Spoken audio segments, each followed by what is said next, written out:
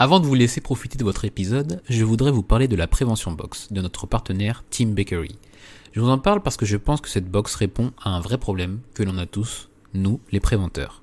Lorsque l'on veut animer des ateliers sécurité qui intéressent nos collègues et qui ont un impact sur leurs pratiques, on se rend compte trop souvent que l'on crée des ateliers descendants avec un faible retour sur les participants. Or, on retient 20% de ce que l'on entend et 90% de ce que l'on fait. C'est pour cela que la Team Bakery a créé la Prévention Box, un outil pédagogique qui fait de vos équipes de vrais acteurs de la prévention et plus de simples participants. Un atelier de 45 minutes prêt à l'emploi pour prendre conscience des risques et imaginer la routine adaptée à votre contexte de travail pour éviter les accidents. La Prévention Box a déjà fait ses preuves chez Enedis et la SNCF, mais s'il vous faut une démo pour voir comment c'est possible, tapez directement Prévention Box dans un moteur de recherche.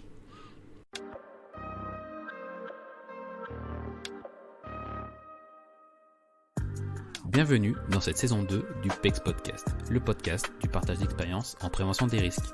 Je suis Alexandre Zèbre, ingénieur sécurité et créateur du site web safetyvigilante.com. Vous y retrouverez des articles, des vidéos et bien sûr tous les épisodes du podcast pour booster votre culture sécurité. Chaque mardi, retrouvez un épisode de ce podcast créé pour tous les acteurs de la prévention qui veulent progresser dans la maîtrise des risques professionnels en s'inspirant des conseils d'experts et de l'expérience passionnante de mes invités. Dans ce nouvel épisode, c'est un réel plaisir pour moi d'accueillir Agnès Parpaillon. Elle est responsable sécurité industrielle senior pour EDF UK en Angleterre. Nous nous sommes rencontrés dans un réseau de préventeurs et elle a, vous allez voir, une réelle vision stratégique de la sécurité et de la construction collective de toute démarche de prévention. Je vous partage mon échange avec Agnès Parpaillon. Bonne écoute!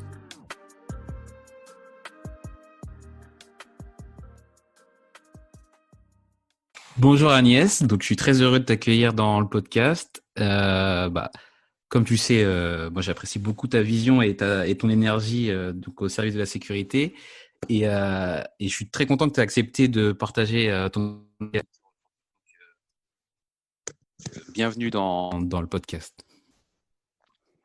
Merci beaucoup Alexandre. Je suis ravie que tu aies pensé à moi et que tu aies fait appel à moi pour partager sur ce sujet passionnant. Merci beaucoup. C'est tout à fait normal. Est-ce que pour les personnes qui ne te connaissent pas, tu pourrais te présenter Agnès, s'il te plaît? Oui, bien sûr. Donc, je suis Agnès Parpaillon. Je travaille au sein d'EDF en Grande-Bretagne depuis maintenant plus de 4 ans. Et je suis Industrial Safety Senior Manager, donc manager en sécurité au niveau corporate, toujours chez EDF au UK. Et est-ce que tu peux aussi nous expliquer les activités d'EDF au UK? Parce que pas contrairement, mais de manière plus large que dans la division où je suis, EDF UK maintenant c'est c'est quasiment toutes les techniques pour la production d'énergie, je crois. Oui, tout à fait. Donc, EDF UK produit de l'électricité et aussi fournit du gaz aux particuliers et aux entreprises en Grande-Bretagne. Et on construit Hinkley Point C, qui est le PR de nouvelle génération. Voilà. Donc, c'est l'activité principale, la fourniture d'électricité, mais aussi du gaz. Et du coup, alors ton rôle au niveau corporate, ça va être quoi pour toi? En fait, j'ai vraiment un niveau stratégique. Donc, j'essaie de maintenir une approche entreprise qui soit en cohérence, parce que vu qu'on a des business units, donc des départements très différents, certains vont être de la production nucléaire d'électricité, d'autres c'est de la production donc à partir du gaz. D'autres départements de l'entreprise sont des poseurs de compteurs Linky qui s'appellent Smart Meter ici, et d'autres personnes évidemment vont travailler dans les bureaux. On travaille aussi avec renouvelables, etc. Donc il y a une multitude d'activités qui fait que on a plein de choses différentes et de visions différentes. Donc un de mes rôles principaux, c'est vraiment d'avoir une vision stratégique cohérente et de faire en sorte que le niveau d'exigence reste très élevé et que dans leur application, on soit exigeant. Voilà, c'est Ah mais un petit alors, peu... ouais. je pense que effectivement, c'est une boîte enfin, c'est une entreprise et un groupe. Quand on arrive de France où enfin, c'est clair que le niveau d'exigence est très élevé et, euh, et d'où je pense vraiment le challenge de prendre un poste comme ça, même si tu avais effectivement de l'expérience avant. Comment, euh, comment on se dit que c'est faisable en arrivant sur un poste aussi stratégique, en venant de France et en attaquant directement à ce niveau corporate? Donc, au départ, je suis arrivée, j'étais pas senior manager, je suis passée senior manager récemment, il y a 1 an et demi maintenant. Mais quand même, j'étais dans la même équipe, à un niveau juste un tout petit peu inférieur. Avec beaucoup d'humilité, hein, on écoute, on applique, on se concentre, on traduit. Je pense que je crois, j'ai compris en tout cas que j'apporte quelque chose d'un petit peu différent et que c'est bien d'être différent en fait. C'est bien de challenger les choses, c'est bien de questionner les façons de faire. Et ça, je l'ai apporté dès le départ parce que c'est qui je suis, non pas qui je suis en tant que professionnel, c'est qui je suis en tant que personne. Et ça, en fait, ça a été très apprécié, ça l'est toujours. Donc, des fois, ça amène à des discussions un petit peu politiques, mais bon, si on peut se remettre en question et faire mieux, je suis la première à poser, à poser les questions. Voilà, je pense que c'est ce qui a fait que, tout en restant humble, parce que l'objectif est de faire mieux et de s'améliorer toujours, le fait d'apporter quelque chose d'un petit peu différent, ça a été vu comme quelque chose de très positif et ça l'est toujours. Alors du coup, juste après, on reviendra là sur une partie assez, assez politique, mais pour rebondir sur la partie différente, donc enfin, finalement, toi, tu es différente, on va dire, en arrivant en Angleterre parce que tu es française et aussi en interagissant avec tes collègues français, sachant que tu viens de l'Angleterre. Donc, est-ce que tu peux peut-être nous préciser comment est la culture de prévention des risques en Angleterre et surtout en quoi elle est différente de ce que tu as connu en France?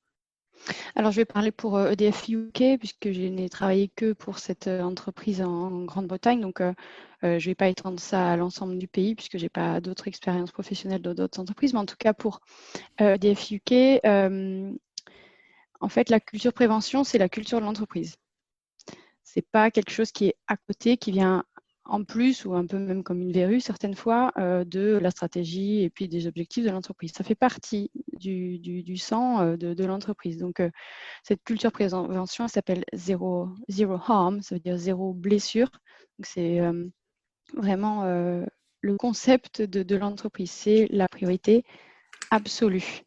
Et vraiment, ça veut dire que c'est pas juste important de le dire ni de l'écrire, il faut l'appliquer. Et ça, je l'ai vu très clairement dès le départ.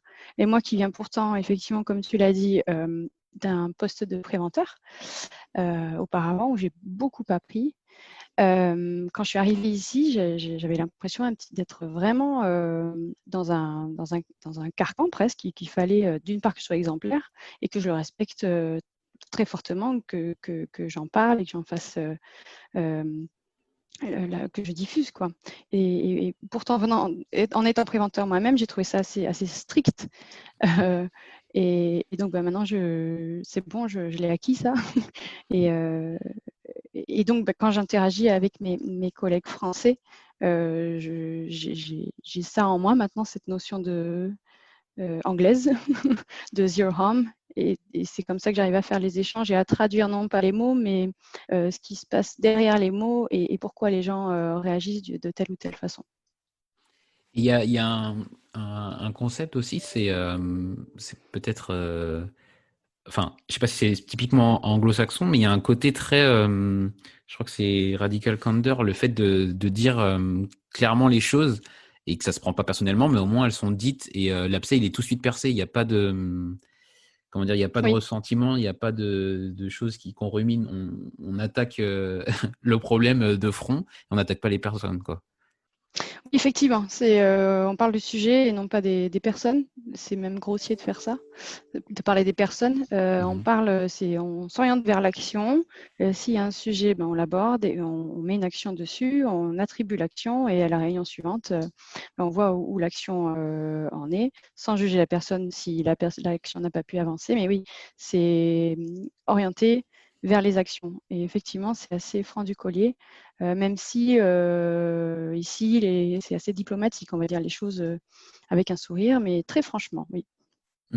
Ouais, ça c'est. Moi, je l'ai vu. Du coup, j'ai fait quelques jours c'était Hinkley Point B. Oui. Et en fait, du coup, il y avait une revue d'un tableau de bord, le Key Risk Tool. Et Mhm. effectivement, c'était très franc. Et des fois, un peu. Enfin, je pense que chez nous, ça passerait peut-être moins Ouais. facilement. Mais en tout cas, les actions, enfin, c'était vraiment les actions qui étaient, enfin, s'ils étaient en retard, on les mettait en retard et puis on expliquait les raisons, mais on n'attaquait pas du tout les personnes. Non. Mais c'est vrai que c'était intéressant et même des fois surprenant de voir comment on peut être cash sur certaines choses, quoi. Oui, ça reste le plus cordial possible, mais l'objectif, c'est que ça avance. Donc, s'il faut dire les choses clairement, toujours en parlant du sujet et non pas des personnes, alors autant les dire, quoi. Oui, effectivement. C'est pour ça qu'au départ, je disais j'ai beaucoup appris, j'ai beaucoup regardé, j'ai beaucoup écouté, parce que c'est pas simplement les mots, c'est la façon de faire, c'est les réactions, c'est tout ça. Et donc du coup, pour revenir à cet aspect politique, donc tu es sur la stratégie du groupe au UK et tu fais aussi le lien avec la stratégie du groupe AEDF, enfin SA, quoi, le lien avec cette entité-là. Comment ça se traduit dans le fait de concilier enfin, les enjeux qui sont pas forcément les mêmes et même pas au même niveau parfois? Euh, Je pense que malgré tout, l'enjeu est toujours le même, hein. Malheureusement, on a toujours des accidents mortels et des accidents, tout simplement. Et donc, notre enjeu à tous, c'est de faire en sorte qu'on les évite et quand ils arrivent, d'apprendre et de faire mieux la fois suivante. Donc, l'objectif est clair, même que ce soit au niveau du groupe ou EDF en Angleterre. Donc, comment j'arrive à concilier j'utilise mon réseau ou le réseau plutôt de préventeurs SST dont tu fais partie pour partager, échanger. J'ai encore envoyé un email tout à l'heure pour échanger sur nos pratiques et prendre des bonnes pratiques s'il y en a sur une situation particulière.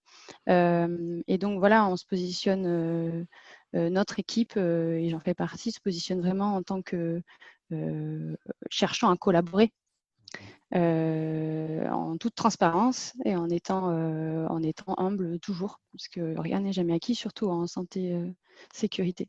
Donc voilà. Et du coup, ça me fait penser à autre chose que je pense vivre aussi un peu. C'est, tu vois, il y a beaucoup d'échelons dans une boîte comme ça. Et donc, du coup, nous, on a l'échelon d'un pôle au-dessus. On a l'échelon, le nôtre. Et après, on a les entités, eux, qui vont être, enfin, elles, qui vont être, pardon, plus opérationnelles, qui ont également une vision. Et parfois, c'est pas une vision ou en tout cas des priorités qui sont pas forcément les mêmes. Et c'est pas évident. Donc, est-ce que toi, tu as enfin, il y a le travail, dont tu disais, collégial qui permet de progresser, mais parfois, tout ne rentre pas, on va dire, dans un agenda et dans un plan d'action. Donc, dans ces cas-là, comment tu t'y prends? Euh, alors, je crois qu'il y a moins de strates quand même en termes d'organisation d'entreprise que j'ai pu voir en France. Mm. Il y a moins de strates, ce qui fait qu'il y a quand même des liens hiérarchiques un peu plus courts.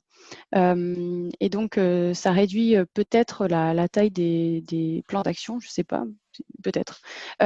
Comment je fais En fait, je fais pas en fait, je fais toujours avec les autres. C'est-à-dire que je fais rien seul. Mhm. Je fais avec mes collègues, je fais avec les gens de la business unit. Je vais à la rencontre, je fais en sorte de les connaître, de comprendre leurs enjeux et de décider avec eux ce sur quoi l'action ou les actions principales doivent porter. S'il y a 50 actions, évidemment, elles ne pourront jamais être menées à bien. Et donc, il faut vraiment se concentrer sur les 2-3 actions prioritaires qui vraiment vont entraîner les autres actions à se décanter également. Donc, c'est vraiment, encore une fois, j'insiste, et c'est pas pour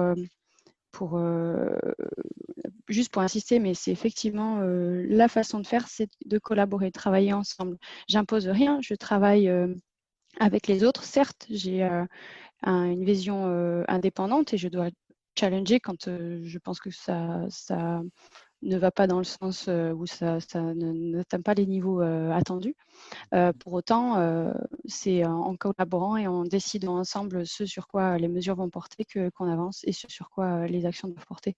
Et du coup, est-ce que tu dirais que si jamais les choix qui sont faits après que tu les aies challengés, ils sont pas dans le sens où toi tu aurais voulu que ça s'oriente, tu serais prête à les accepter et du coup à définir quand même cette feuille de route?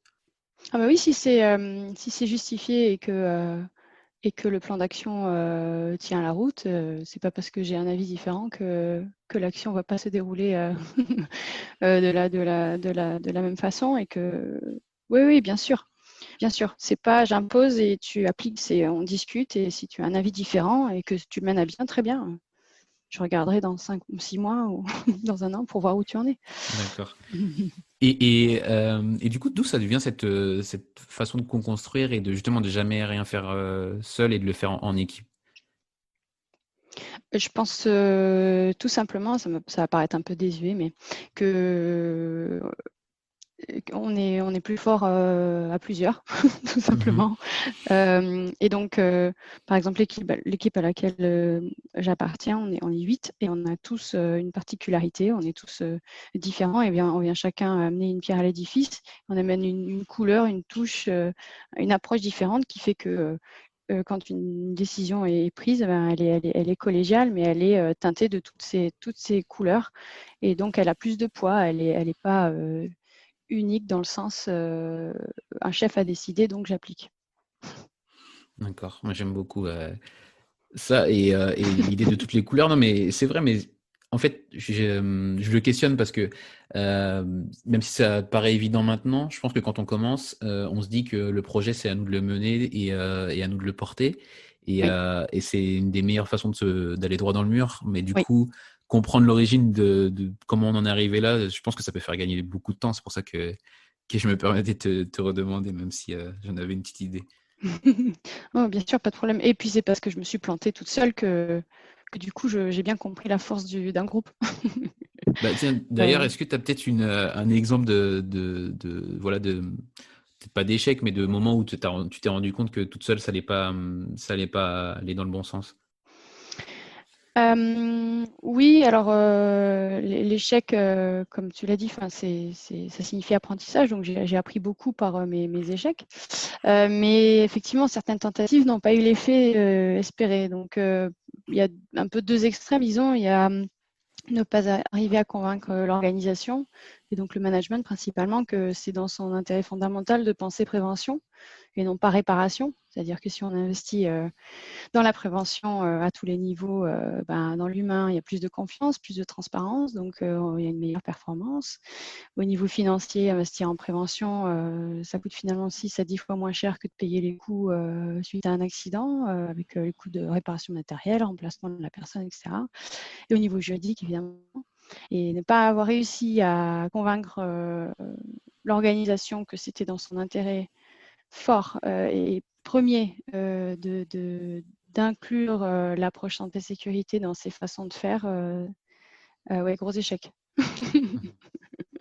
Gros échec, mais parce qu'on ne peut pas forcer quelqu'un à faire ce qu'il n'a pas envie de faire.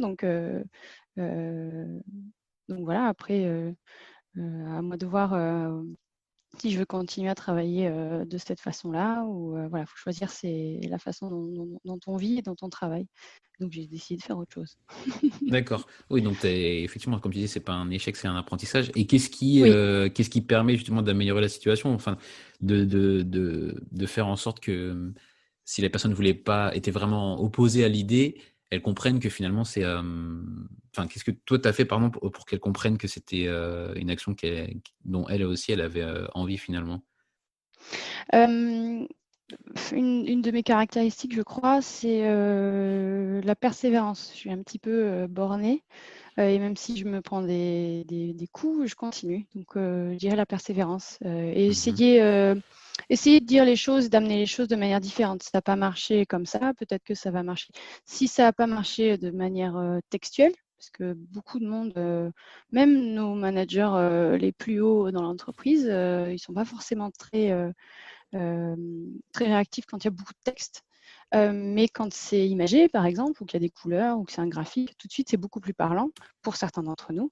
Et donc, le message passe beaucoup mieux. Ça peut être ça peut être beaucoup plus concis dans ce qu'on amène, ce qu'on dit.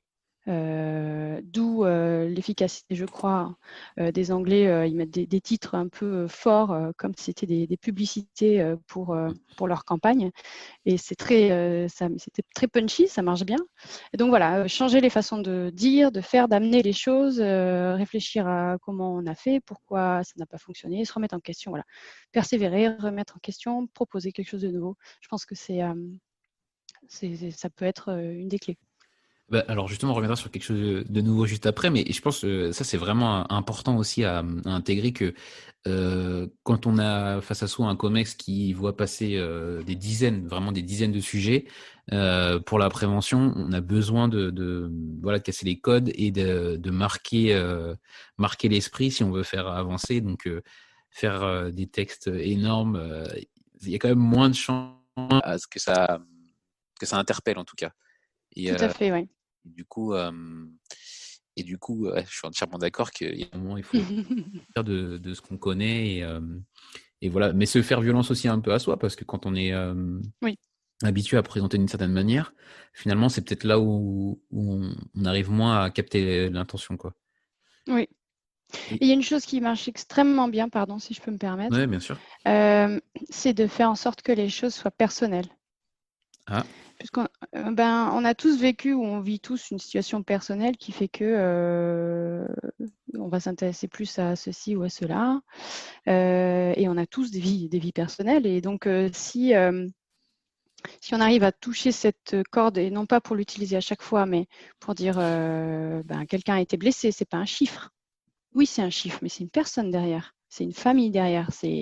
On parle de l'humain, en fait. Donc, quand on arrive à faire sentir que c'est personnel et c'est l'humain, ça peut permettre de parler à un éventail de personnes encore un peu plus large. Donc, changer les façons de faire, d'amener les choses, faire en sorte que les choses soient personnelles pour qu'on ne parle pas de chiffres et de taux, mais de personnes et de vie derrière, en fait. Ça marche bien aussi, puisque moi, je crois en l'humain, donc c'est quelque chose qui me paraît important. et du coup, sans l'utiliser trop, trop souvent, donc toi, enfin, je veux dire, tu as eu des moments où tu t'es rendu compte que c'était quand même plus efficace d'utiliser ce levier-là du personnel, Clairement. quoi. D'accord. Oui, oui, clairement. Oui, oui, oui, oui. Euh, du visuel et du personnel, je suis en train de penser à une vidéo qui a été tournée il y a 10 ans, malheureusement, quand on a eu un accident mortel sur une de nos stations. Et en fait, c'est le manager qui a interrogé. La vidéo dure, je crois, 2 minutes. Et je l'ai revue il n'y a pas longtemps, puisque elle a été réutilisée sur cette même centrale nucléaire pour rappeler que voilà, rien n'est jamais acquis. Et, et voilà, c'est très fort. C'est très fort. C'est Mhm. très fort. Ouais. Ok. Et alors, pour rebondir sur la partie nouveauté, apporter de la nouveauté, comment toi, tu stimules ou tu organises l'innovation dans les thèmes de prévention enfin, dans ton métier actuel? Je crois que Un exemple en particulier, c'est créer, et c'est en lien avec tout ce que j'ai raconté, c'est créer des groupes de travail. Donc, c'est pas forcément un outil innovant, mais c'est une façon qui permet de casser les silos en fait. Donc, je vais m'adresser à tous les chefs de département santé-sécurité de chaque business unit. Eux-mêmes ont des équipes et des équipes qui sont dédiées par exemple qui ont un rôle un peu similaire à moi. Et donc, dans chaque business unit, je vais parler à ces personnes, mais les faire travailler ensemble. Donc, on va être un groupe de 5, 6, 7, 8. Et on va parler des événements à haut potentiel qui ont eu lieu. Et donc, tous les mois, se réunir, évoquer les événements au potentiel qui ont eu lieu, et non pas juste de manière plate, dire voilà, il s'est passé ça, mais vraiment challenger les actions qui ont été mises en place et s'assurer que une action qui a été mise en place dans le secteur nucléaire ne serait pas intéressante à mettre en place chez les renouvelables, par exemple. Donc, vraiment faire en sorte qu'on parle de choses concrètes et qu'on puisse échanger sur les façons de faire, ce qui a marché, ce qui n'a pas marché, etc. Donc, c'est pas très innovant en soi, hein, mais vraiment casser les silos, en tout cas essayer de faire que les silos soient un peu plus perméables. Ça marche très bien quand on arrive à, à le faire, ça marche très très bien. Et ils en demandent en fait, ils disent ben, c'est effectivement riche, Ah bah oui. très Mais riche. alors pour moi, ça, je trouve que c'est très innovant. Au contraire, je le fais aussi dans mes réseaux. Le fait de partager les bonnes pratiques, de montrer que ça a pu marcher ailleurs, parce que une fête, elle a quand même peu de chances d'être implémentée dans une entreprise avec une organisation complexe et des enjeux voilà élevés. Alors que si voilà les participants comprennent que ça a déjà été fait ailleurs et que c'est nouveau parce Oui. qu'ils l'ont jamais fait, enfin à mon sens c'est de l'innovation et c'est encore plus notre rôle en tant que voilà de animateur ou en tant que voilà pour travailler sur la stratégie, c'est vraiment enfin voilà stimuler ces aspects-là Mhm. et diffuser au maximum ces infos. Enfin pour moi c'est tout à fait dans la ligne quoi. Ok. Et ça permet aussi de véhiculer du positif. Mm. Et en prévention, c'est pas un détail. Parce qu'on a tendance à se focaliser sur le réactif, combien d'accidents, combien de jours d'arrêt. Et en fait, si on se focalise sur le proactif, il y a beaucoup de choses à faire. Apprendre des événements qui, heureusement, auraient pu blesser mais n'ont pas blessé. Et voir les actions qui permettent de faire en sorte que ben, le risque n'existe plus ou est extrêmement minoré. Et donc, c'est très positif. C'est quand même super stimulant de Mhm. voir que ça a marché ailleurs. Et ça permettra d'éviter d'autres accidents, d'autres événements. Super positif. Et ça, c'est une vraie richesse aussi, je crois. Ouais, entièrement d'accord.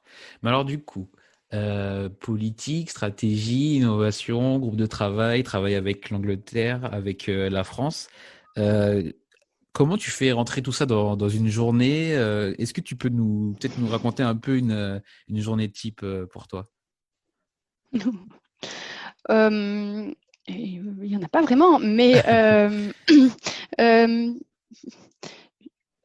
écoute, ça va être rédiger ou mettre à jour des politiques, ce qui n'est pas en soi hyper excitant, mais qui est quand même fondamental, hein. Mhm. Il faut qu'on ait des politiques dont l'exigence est très haute et donc il faut les mettre à jour régulièrement et qu'elles soient visibles, en place, etc.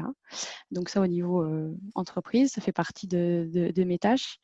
Euh, et d'autre part, ben, j'ai pas mal de réunions qui sont transverses, que ce soit avec la France, par exemple pour l'organisation de la semaine santé-sécurité en octobre, ou que ce soit en interne avec mes collègues pour, par exemple, la mise à jour du référentiel BEST d'entreprise HSE, qui va être fait d'ici à la fin de l'année. Et donc, j'utilise ce même groupe dont je parlais, ce groupe transverse en interne, qui fait que ben, on échange nos bonnes pratiques, en l'occurrence sur BEST. Donc, ça va être vraiment participer à des groupes de travail, ajouter dès que je peux ma pierre à l'édifice et être vraiment dans cette partie de collaboration. Donc, ma journée, elle est un petit peu en français, en anglais, des Mhm. mails, de la vidéo et écrire en anglais. Ok. Et du coup, pour en revenir à ton pourquoi, parce qu'il y a un truc que j'en parle souvent dans le podcast, c'est le Start with Why, qui est vraiment très, enfin moi qui je trouvais vraiment très intéressant.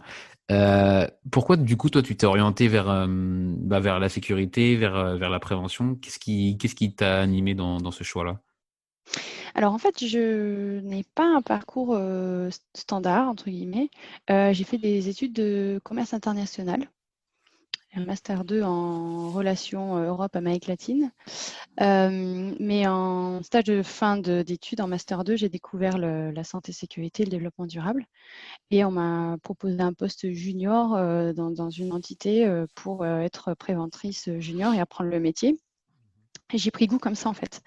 Ça fait maintenant 12 ans que je suis dans le métier et donc 4 ans en Grande-Bretagne. Mais pourquoi est-ce que j'ai persévéré? Pourquoi cette orientation? Parce que j'y crois en fait. Je crois que je peux aider à tenter d'améliorer la situation à mon niveau. Et je crois en l'humain. On a beaucoup de choses à améliorer. Personnellement, en équipe, en entreprise, voilà, on peut toujours aller vers le mieux.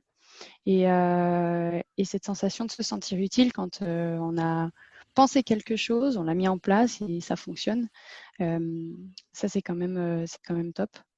Puis on rencontre beaucoup de monde à tous les Ouais. niveaux, dans tous les départements. La prévention des risques, c'est pas simplement la santé-sécurité, c'est en fait les risques d'une entreprise, c'est divers et varié. Donc ça permet d'avoir un éventail de personnes à rencontrer, de niveau de connaissance qui est juste très très vaste. Donc pour toutes ces raisons, j'ai persévéré. Et here I am, je suis là. Et tu penses que ce côté transverse et du coup forcément très humain, c'est ce que tu apprécies le plus ou vraiment c'est l'ensemble de tout? Enfin, parce que c'est vrai que c'est très divers comme métier et c'est aussi pour ça que c'est très intéressant, mais c'est ce que tu apprécies le plus dans ce job? Oui, je pense vraiment que tu as mis le doigt dessus. C'est le fait de pouvoir connaître, découvrir d'autres personnes, d'autres façons de faire, d'autres visions et apprendre et partager les uns des autres. Ça paraît désuet vraiment, hein, je sais quand je le dis, euh, mais pourquoi je suis encore là, c'est parce que ce sont des valeurs qui sont en moi, Mhm. que j'ai retrouvées dans ces postes en fait. Et donc c'est ça qui me fait vibrer. C'est pour ça que je suis toujours là. Ouais. Mais alors, moi, je suis pas sûr que ce soit désuet parce que, surtout aujourd'hui, je pense qu'on a besoin de retrouver enfin, pour certains en tout cas, ces valeurs humaines, tout Oui, simplement. Et voilà, tu en as parlé aussi, mais l'idée du sens, c'est quand même important de revenir au boulot en trouvant qu'on ait du sens dans notre activité. Et quand on aide directement des gens qui nous font des retours, enfin, pour moi, en tout cas, c'est quelque chose voilà, qui te donne envie de revenir et qui te donne envie de persévérer, et surtout quand c'est compliqué. Parce que quand c'est facile, peut-être que que justement, tu te poses pas la question, mais quand c'est plus compliqué, tu te dis, mais ouais, mais je sais pourquoi je le fais, quoi. exactement. Oui, tout à fait. Je sais pourquoi je le fais et je continue. Oui, vraiment. Ok, bah parfait. Alors, on va passer à la suite avec une partie plus sur les recommandations. Et est-ce que tu as des ressources ou des ressources type, on va dire podcast, des livres, des chaînes YouTube ou des ouvrages que tu recommanderais? Je vais simplement recommander un ouvrage parce que on me l'a offert. C'est un collègue du groupe qui me l'a offert. Et je l'ai trouvé vraiment très bien cet ouvrage parce qu'il permet de challenger, de remettre en question les conceptions de la santé sécurité au travail. Et donc cet ouvrage, c'est Révolutionner la santé sécurité au travail de Michael Murray, Tout à fait. que tu connais peut-être déjà. Tout à fait. Alors, il est passé dans le podcast et Ah, très je bien. crois qu'il y a à peu près un épisode sur deux où son livre est recommandé. Bah voilà, écoute, Mais je vraiment. suis, ça va, je suis cohérente avec Et voilà. les autres participants au podcast. Je le trouve vraiment bien parce qu'il vient justement, bon, ça a déjà été évoqué plusieurs fois, mais ça vient remettre en question la conception même de pourquoi on fait ça en HSE, pourquoi c'est technique et juridique. Maintenant, en fait, c'est beaucoup plus large que ça.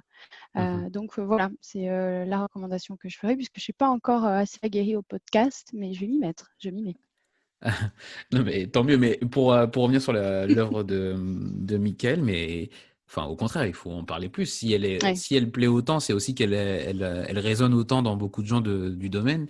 Et j'en parlais dans un épisode que j'ai enregistré hier.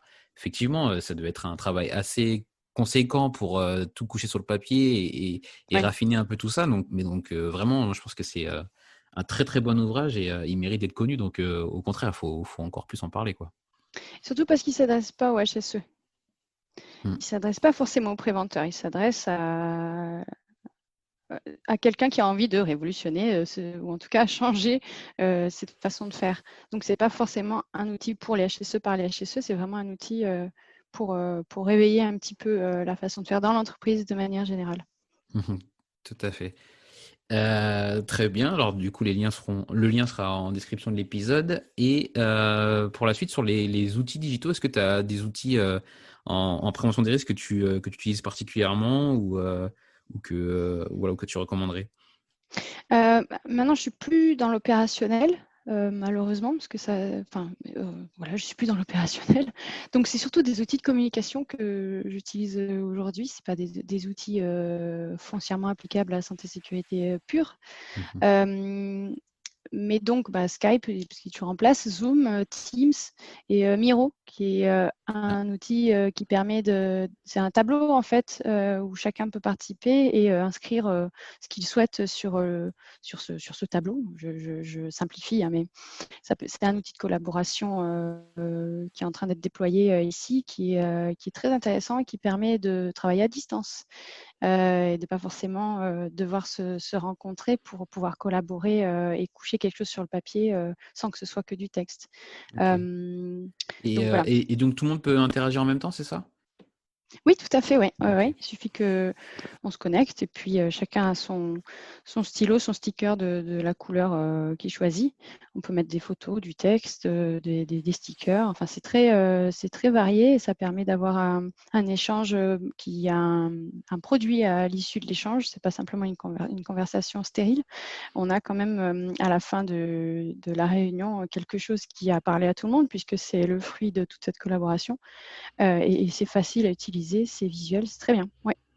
Ouais, bah, ça me parle. Je connais pas celui-ci en particulier, mais j'en connais un autre on m'a présenté il y a pas longtemps, ça s'appelle Mural. Et c'est le même principe en tout cas où vraiment c'est pareil que si on était présent, quoi, on peut tous travailler dessus. Et après, on a Oui, un produit de sortie, donc c'est vrai que c'est intéressant d'avoir des outils qui sont de plus en plus collaboratifs, mais pas juste oui, ouais, du texte.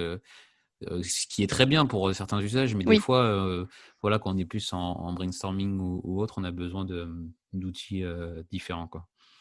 tout à fait. Et il faut quand même que je parle de l'application Zero Harm, qui est l'application pour les messages sécurité, santé sécurité quotidien, qui est déployée au niveau du groupe. Hein, donc, il suffit de l'installer sur son téléphone. Et maintenant, on peut avoir un choix très large de messages en fonction de ceux qui s'appliquent à sa réunion ou à ce jour.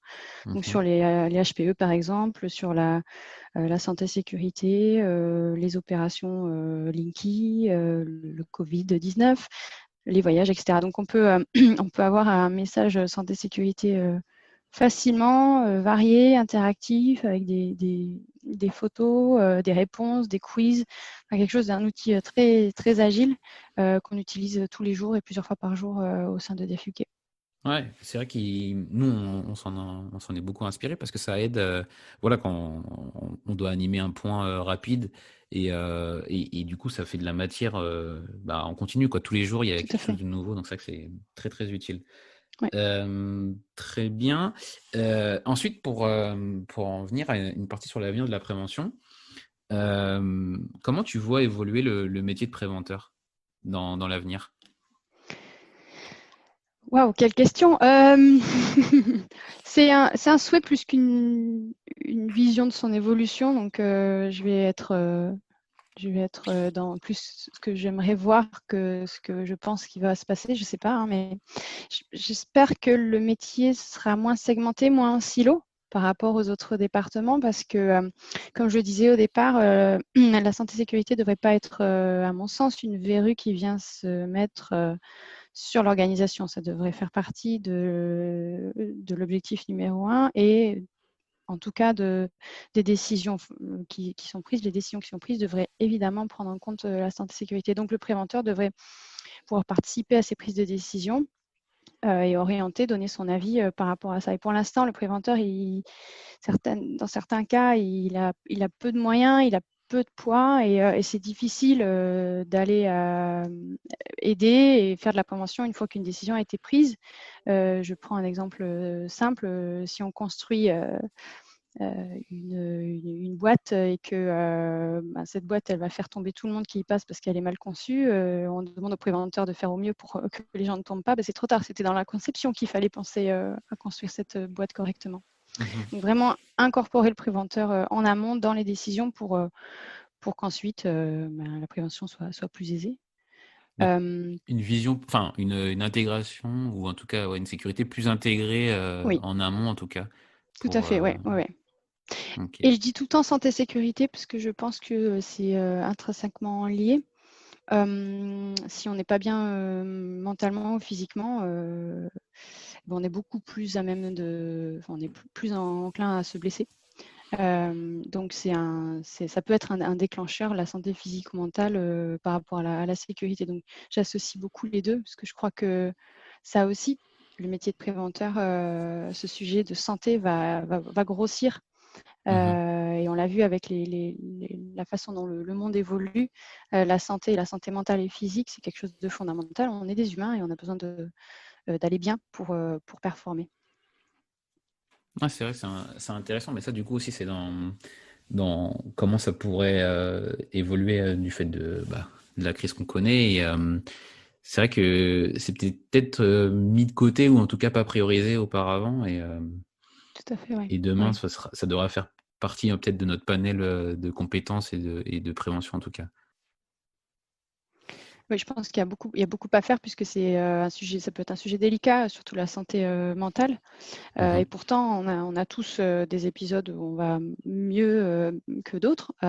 Donc, c'est un sujet qui s'applique à tous les niveaux. Très bien. Et enfin, pour terminer, qu'est-ce que tu aimerais dire à la jeune Agnès qui débutait après la dernière année de son master dans la prévention des risques? J'ai dû réfléchir à la réponse que j'allais fournir parce que c'est un vrai miroir là que tu me tends. Donc, merci. 2 choses principalement, je dirais. Être un peu différente ou se sentir un peu à côté du groupe dans les façons de faire et de penser, c'est pas une faiblesse en fait. Ça peut être un atout si on amène les choses avec humilité et qu'on est respectueux. Donc garder ça en tête et puis avoir confiance en soi. Je pense que c'est un vrai sujet sur lequel la jeune Agnès devrait travailler, avoir plus confiance en soi. Ça permet d'être mieux dans ses baskets et d'avancer plus sereinement. Très bien. Des bons conseils parce que on les entend pas assez, je pense. Et c'est aussi pour ça que moi je fais ce podcast. Je pense que ça peut aider des gens qui débutent. Donc merci pour ces conseils. On arrive à la fin de l'épisode, Agnès. Donc merci beaucoup de ta participation. Est-ce que tu peux nous dire où est-ce qu'on peut te contacter pour les gens qui voudraient continuer la discussion avec toi? Oui, bien sûr. Donc par email, agnès.parpaillon@edfenergie.com ou par téléphone. Attention, c'est long, 0044 78 75 11 20 22 ou sur Skype si vous arrivez à trouver mon nom dans le registre. Et je voulais te remercier beaucoup, Alexandre, pour ce podcast qui m'a permis de prendre du recul sur tout le panel de questions que tu as posé et c'était un exercice très intéressant et enrichissant. Donc, merci beaucoup pour ce podcast. Écoute, Agnès, c'est moi qui te remercie, donc ça me touche. Merci beaucoup. À bientôt. À bientôt, merci. Merci d'avoir écouté le PEX jusqu'au bout. Si cet épisode vous a plu, n'oubliez pas de le partager autour de vous et si vous trouvez 5 petites minutes, de mettre une note 5 étoiles ainsi qu'un commentaire sur Apple Podcast. Ça m'aide beaucoup pour remonter dans les classements. Vous pouvez également remercier directement l'invité en le retrouvant sur ses réseaux sociaux. À la semaine prochaine!